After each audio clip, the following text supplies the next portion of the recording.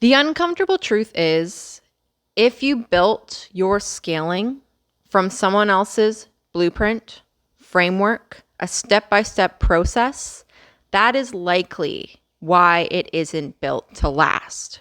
Why? Because scaling is an individual process. So you missed the gaps. And if you can't see your next aligned move, if you can't see the scaling that you're coming into from a rooftop view, you need an outside view from a mentor, a coach, an advisor, someone close to you who knows your rhythm, your reactions, and who isn't going to sugarcoat why your identity is the bottleneck. Where this blueprint you've been given is not bringing you into a cohesive system.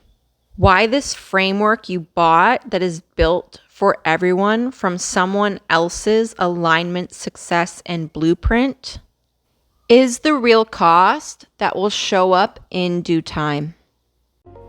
This is the Residency in Power with Autumn Oakley. 10 minutes of precision for the leader ready to hear what their success has been costing them. No bypassing. We cut straight to the core of the awareness you've been looking for, so you can reclaim your power to lead in success that feels successful to you. So you scaled from someone's borrowed success, from a map that they share to the masses.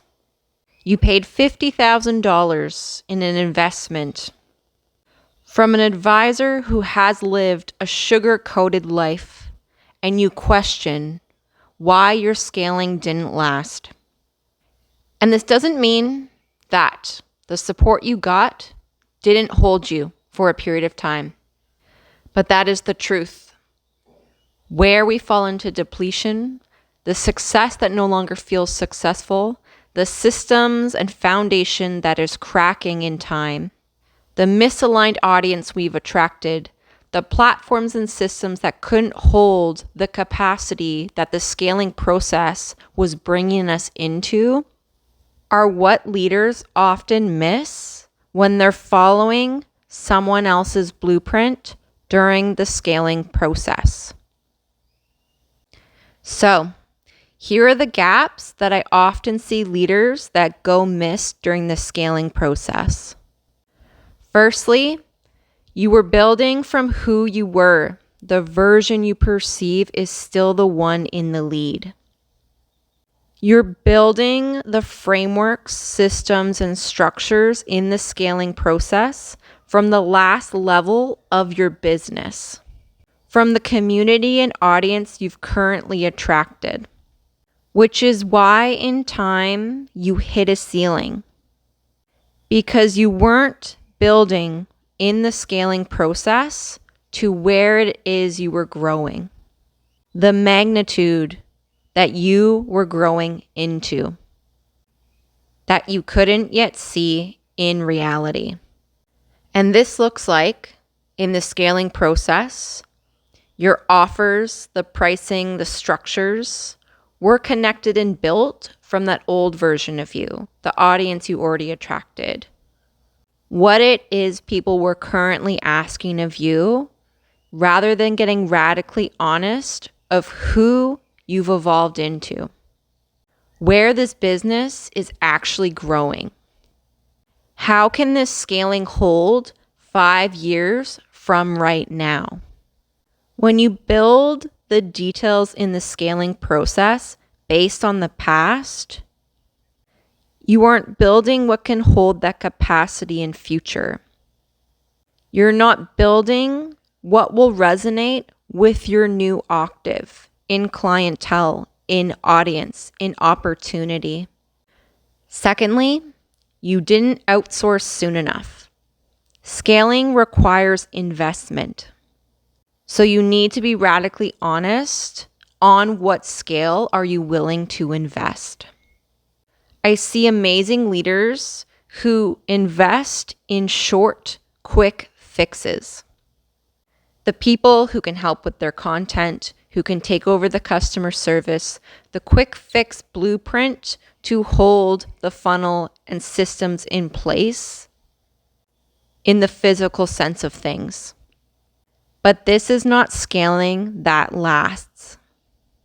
You have to be radically honest in your investments in the scaling process.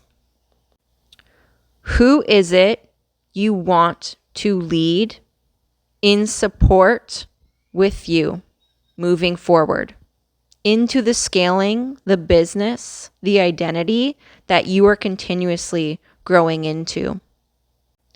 That investment is higher. That higher takes time to find because you're looking for the one who is truly aligned to hold the capacity to see the intricate systems and details that you often miss, who is holding the support in what isn't truly your unique gifts.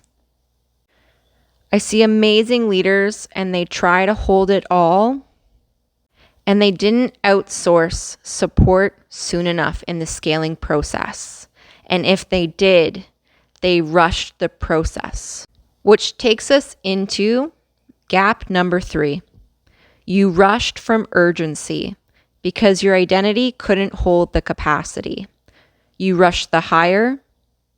You rushed the decision in a quick fix because you were exhausted, because you couldn't hold the capacity, because you were panicking. Choices from urgency in the scaling process often collapse in time because they are not built on foundational truth. Aligned decisions in a foundational detail are vital to a long-lasting scaling business. It's not just a quick fix. It's scaling that lasts, but that requires the right intention, not from urgency, but from aligned decision. Fourthly, founders want a step-by-step process into scaling, but you can't build what you currently can't see. The magnitude that you are scaling into, the monetization, the unexpected opportunity, the growth in your community, and what that is actually evolving into that isn't quite yet seen. Scaling is like a portal. It all starts coming in at once, which is why you need to be intentional in the process to analyze and observe, and to make aligned decisions accordingly of where it appears this business, this scaling, all that is coming in the current moment, and where it is evolving into in ways that are true to you. When you are not intentional to make decisions in the scaling process on a foundational level, it leads to collapse in the foundational details in future, which eventually costs you. You have to change the platforms and lose some community. You have to restructure the funnels. You have to collapse the social media because you've attracted a misaligned audience who doesn't convert.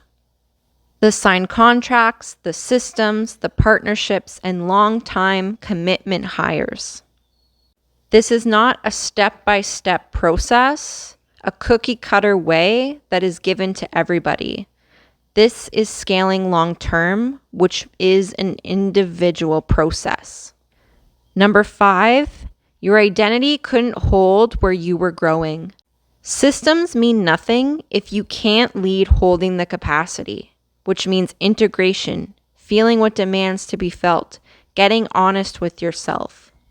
If you don't address yourself in the scaling process, you build what will eventually cost you. Burnout, misaligned offering and community, a cap in your sales, building entirely the wrong thing because you were chasing. And number 6, you're not letting go of what has become a drain. What works for a team of 20 will be a bottleneck at 200. Your overgiving nature that has been entertaining the chaos to hold it all for those who are not ready to hold it themselves is the drain that slowly depletes you and will cost you in time. And that is the truth of the scaling process. It's in leading and building the foundational structures to your own individual blueprint that brings forth success that actually feels like success, and the business that evolves and grows as you do in ways that don't eventually cost you. Honored to have you here. If this found you, it was meant to. 'Tis I, Autumn Airy Oakley. This is the Residency in Power, leading in what is built to last.